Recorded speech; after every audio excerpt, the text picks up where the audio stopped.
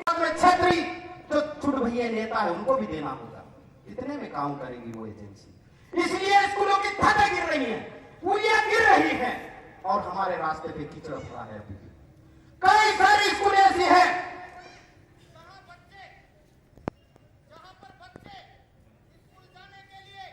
हमारे समाज का तो संविधान का अधिकार है उसको लेकर लड़ने का है। और इस लड़ाई को लड़ने के लिए ठीक है, मैं कांग्रेस पार्टी को ज्वाइन किया हूं, लेकिन सब समाज का मुद्दा आ जाए तो आदिवासी समाज एक होना चाहिए।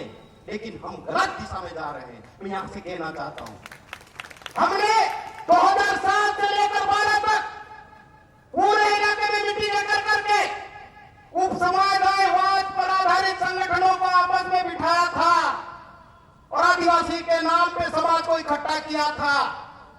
लेकिन हमारे लालची लोग उसके बहकावे में वापस आए। जो नागपुर में बैठ के रणनीति बनाता है, 3 अक्षर का संगठन आरएसएस हमारे समाज को उप समुदाय में बांटना चाहता है। भीलों का संगठन अलग, भीलाला का संगठन अलग, बारेला का संगठन अलग। ये बारेला समाज का उम्मीदवार है, ये भीलाला समाज का उम्मीदवार है, ये भील समाज का उम्मीदवार है, ये वर्ला का है, ये ताजिरा का है, ये पार्टी का है। ये जो नाटक चल रहा है इसको हमको खत्म करना होगा।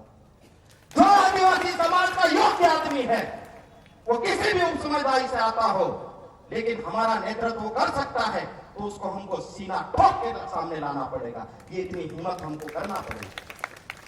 तो मेरे भाई, मैं समय ज्यादा हो रहा है इसलिए अपनी बात को खत्म करूंगा, लेकिन आखिरी 2-3 बात। एक तो परंपरा हमारे समाज में हरसिंह भाई बताते बताते कुछ चीजें छूट गई कि हमारे पढ़े लिखे नौजवान साथी, सोशल मीडिया का जमाना आया है, क्रांति आई है और मोबाइल का उपयोग ठीक है जन जागृति में कर रहे हैं, मैं सैल्यूट करता हूं उनको। लेकिन कॉलेज 11-12 में पढ़ने वाले बच्चे जो समय का और इसका दुरुपयोग कर रहे हैं, गलत लाइन में जा रहे हैं और नाबालिग उम्र में शादी कर रहे हैं, घर वालों को गुमराह कर रहे हैं, उनको थोड़ा सा समझ लेने की जरूरत है। और जब ये गलती कर जाते हैं तो हमारे समाज के ठेकेदार लड़की तरफ से भी और लड़के तरफ से भी दोनों दलाल झगड़ा तोड़ने के लिए बैठते हैं और जो बात 25,000 30,000 में खत्म होना चाहिए उसको 4-4, 5-5 लाख रुपए में खत्म करते हैं, क्योंकि दलालों के इसमें 20-20, 50-50 हजार रुपए जुड़े हुए होते हैं। इसको हमको समझने की जरूरत है।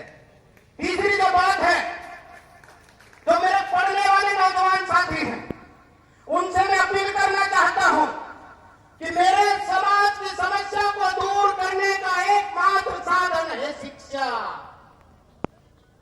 इस गुरु मंत्र को, इस मूल मंत्र को, इस हथियार की ताकत को समझिए। मैं भी कभी लकड़ी और घास बेचता था, मजदूरी करता था, लेकिन मैंने पढ़ाई की, अफसर बना और आज लोकसभा का चुनाव लड़ा। किसके बलबूते पे? शिक्षा के बलबूते पे। नहीं तो मैं भी वहीं जीता और वहीं मर जाता। इसलिए जब पढ़ने की उम्र है, आप लोग पढ़िए और पढ़ने के साथ में समाज का भी अध्ययन कीजिए, रिसर्च कीजिए। ये दुनिया वाले सिर्फ कहने से नहीं मानते, उसको हमको प्रूव करना पड़ता है। तो इसके लिए हम सारे युवाओं की एनर्जी को लगाना चाहिए। ये बात मैं यहां से कहना चाहता हूं। दूसरी बात, तीसरी बात, माननीय सुप्रीम कोर्ट का जो जजमेंट आया वही 3 अक्षर के संगठन के इशारे पर आया है। ये हमको समझने की जरूरत है। मेरे भी समाज के कुछ बुद्धिजीवी लोग, कुछ होशियार लोग इसकी तरफदारी करने में लगे हुए हैं इस निर्णय के, लेकिन उसकी नब्ज को पहचानिए मेरे भाई। ओबीसी के समाज के लोग ज्यादा पढ़े लिखे, ज्यादा संपन्न हैं, वो संगठित क्यों नहीं हो पा रहे? क्योंकि उसमें क्रीमी लेयर का कॉन्सेप्ट है। 6 लाख से अधिक की सीमा इनकम जैसे ही पार करोगे आप ओपन कैटेगरी में आ जाओगे और 6 लाख के नीचे वाले रोटी कपड़ा मकान के लिए संघर्ष कर रहे हैं। तो जो ऊपर हो गया, जिसको अधिकार की बात करना चाहिए, जिसको लड़ाई लड़ना चाहिए, उसको फायदा नहीं मिलेगा तो आपके लिए लड़ने नहीं आएगा। और उसी तर्ज पे मेरे भी समाज पे क्रीमी लेयर लाने की बात की जा रही है और कोटा के अंदर कोटा लाने की बात की जा रही है।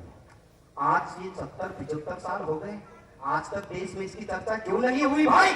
आज जिसकी सरकार है वही क्यों इस पर चर्चा करना चाहती है, वही क्यों कोर्ट में बहस करना चाहती है? यदि देश में अच्छे निर्णय आए तो उसको लागू कीजिए।